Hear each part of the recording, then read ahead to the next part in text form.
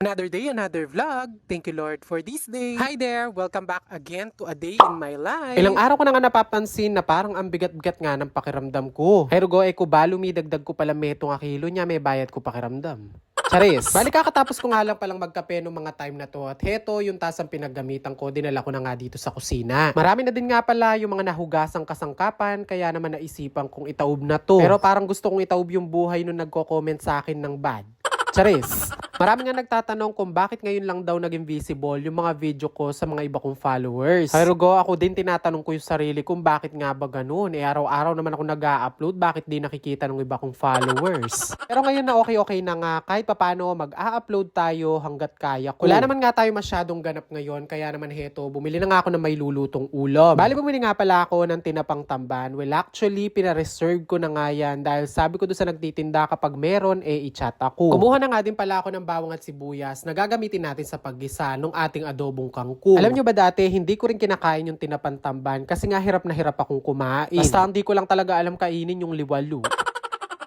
Dalawang tali na nga lang pala ng kangkong yung binili ko at heto, tinanggal ko lang yung matigas doon sa pinakadulo at pinaghihiwa ko na nga. Hindi ko nga kasi alam dito sa bahay kung kumakain ba sila ng adobong kangkong kaya konti lang yung binili ko. Medyo matagal ko na nga din palang kinikrave itong ulam na tamban na to kaya lang hindi na sasaktong meron doon sa tindahan na pinagbibilang ko. Sarap din naman yung isdan chapayuki pero ito talaga yung hinahanap-hanap ko. Pagkatapos ko nga mahiwa itong ating mga kangkong, nilagay ko nga ito sa palanggana at nilagyan ko ng konting asin at ibababad natin sa tubig. Bangkan nung ating lamang alaga, madedulang agad.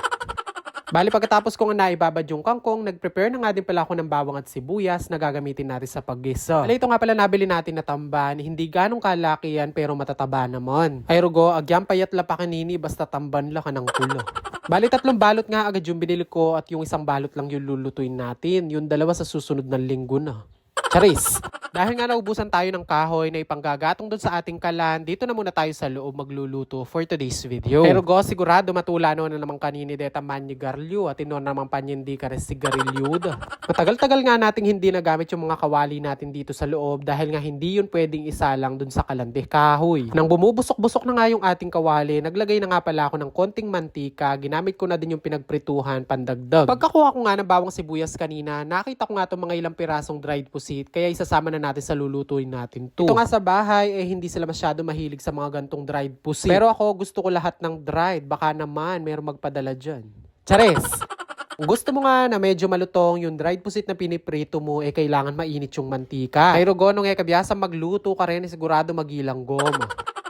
Nang matapos ko nga maluto yung ating dried pusit, agad ko na ding hinango at baka ma-overcook. Diyos ko, masakit lang ka nang din mapait. At pagkatapos nga nun, agad ko nang kinuha itong mga tinapa na piprituhin natin. Konting ingat nga lang kapag nagpiprito ka ng tinapa ay sigurado manalamsik la din. Tabalo, bala ko bang usmoing manalamsik, makiapos la din pala rin tinapa. Tatagal nga nang hinintay ko bago magkaroon ng tinapantamban, baka rugo maubos ko yung 3.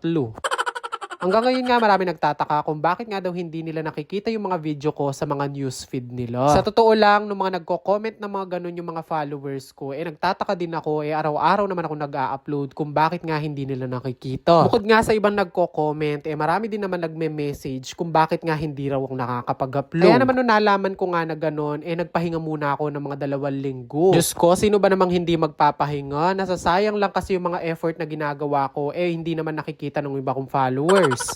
Kaya naman ngayon na medyo visible na nga yung mga videos natin sa mga followers ko, kailangan i-share nyo at mag-comment kayo, mag-react kayo, ganyan, para hindi nawawala sa newsfeed nyo. Taray, nag-utos yarn.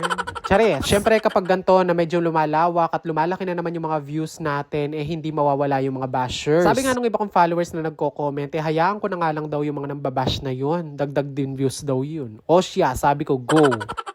Anyway, going back dito sa niluluto natin, nagisa lang pala ako ng bawang sibuyas at naglagay na din ng konting paminta. Nung lumabas na nga yung kaluluwa ng bawang at sibuyas, heto, nilagay ko na nga din pala itong pinaghihiwa natin na kangkong kanina. Nyo ba na bukod sa masarap nga itong kangkong na to, healthy pa. Yung iba nga pinagkakitaan pa to at ginawa ngang kangkong chips. Minsan na nga ako nakatikim ng kangkong chips at napakasarap din naman pala. At eto nga na mailagay nga natin yung mga kangkong, hahaluin lang natin para nga magpantay yung pagkakaluto. Iha-half cook lang natin yung luto nitong kangkong kangkong natin para medyo may lutong-lutong po. At nung medyo half cook na nga yung kangkong, maglalagay nga pala tayo dito ng toyo. Tansya-tansya na lang sa paglalagay ng toyo. Lagi ko sinasabi, kapag maalat yung toyo, konti lang. Kapag namamatabang, pwede nyo dagdagan. Naglagay na nga din pala ako ng konting pampalasa dito para mas lalong sumarap. Anyway, sa adobong kangkong ko nga pala, naglalagay ako ng konting suka. Optional lang naman yung paglalagay ng ganto. Pwedeng wala, pwedeng hindi. Depende sa inyo kung anong gusto nyo. Pagkalagay ko nga na suka kanina, pinakulang ko lang ng saglit. Tapos heto, nagsandok na din ako para nga makakain na. Ay rugone, kanyaman ng linuto ng achiyo. Kung biglaan ka nga nag-crave habang pinapanood mo tong video na to, hay naku, maghanap ka na ng tinapantamban ng kanyaman. Kung wala ka namang nahanap, sigurado naman yung kangkong meron dyan, mag-adobo ka na lang muna, tsaka na yung tamban.